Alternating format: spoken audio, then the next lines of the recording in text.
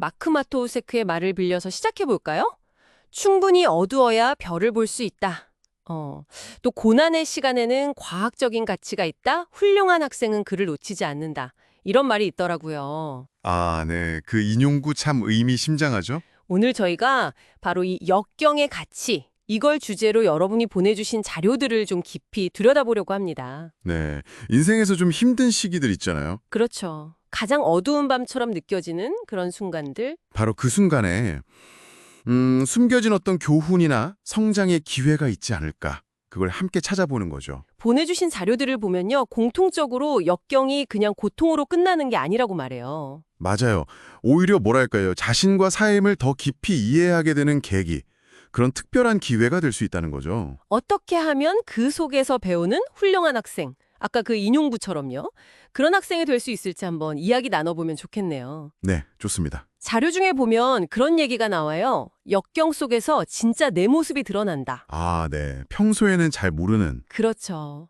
뭐 예상치 못한 강점일 수도 있고 아니면 약점일 수도 있고요.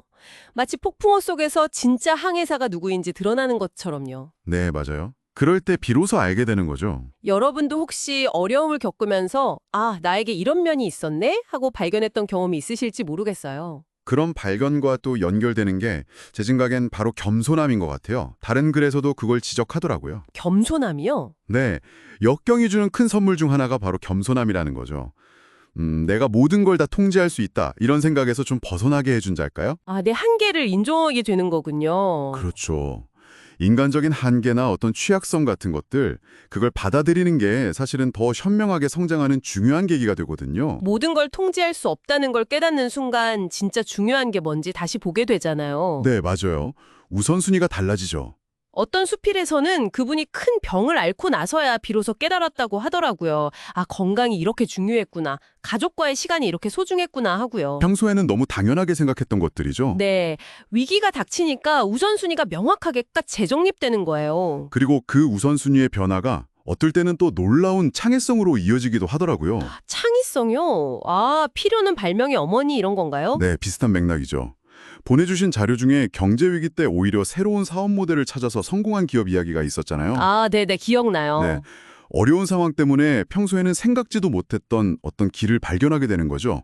제약이 오히려 새로운 가능성을 열어주는 셈이에요. 그런 과정들을 견뎌내면서 뭐랄까 내면의 힘 그런 게 단련된다는 이야기도 많았어요. 네, 정신적 근육이라는 표현도 쓰더라고요. 맞아요. 정신적 근육, 인내를 통해서 얻은 강인함은 쉽게 무너지지 않는다고요. 그렇죠. 지금 겪는 어려움이 어쩌면 나를 더 단단하게 만들고 있다. 이런 믿음 자체가 또 힘이 될 수 있다는 거죠. 그리고 그 강인함이 나 자신에게만 머무는 게 아니라 다른 사람에게로 이렇게 확장되기도 한다고요. 아, 공감 능력 말씀이시죠? 네, 내가 아파봤으니까 다른 사람 아픔도 더 깊이 이해하게 된다는 거. 네, 맞아요.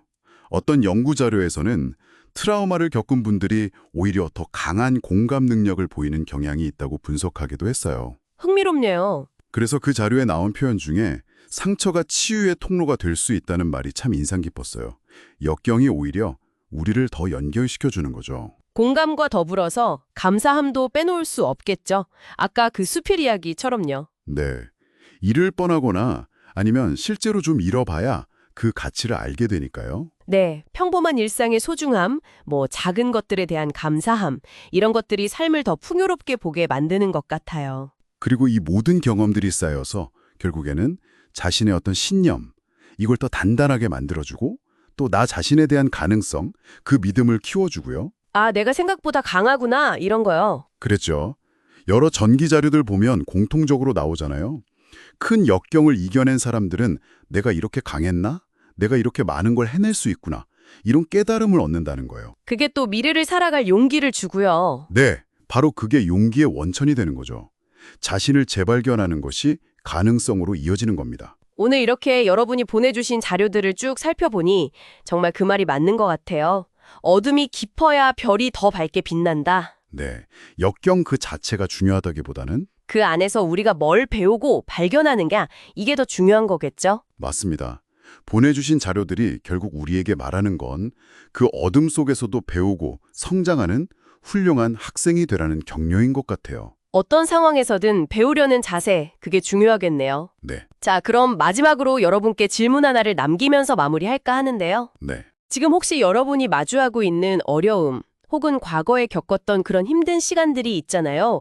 그게 단순히 고통스러운 기억으로만 남는 게 아니라 어쩌면 여러분 안에 있는 새로운 가능성이나 세상을 보는 다른 시각을 열어주는 그런 새로운 시작의 문이 되고 있는 건 아닐까요? 아, 새로운 시작의 문이라. 네, 그 어둠 속에서만 발견할 수 있는 여러분만의 별은 과연 무엇일지 한 번쯤 생각해 보시면 좋겠습니다.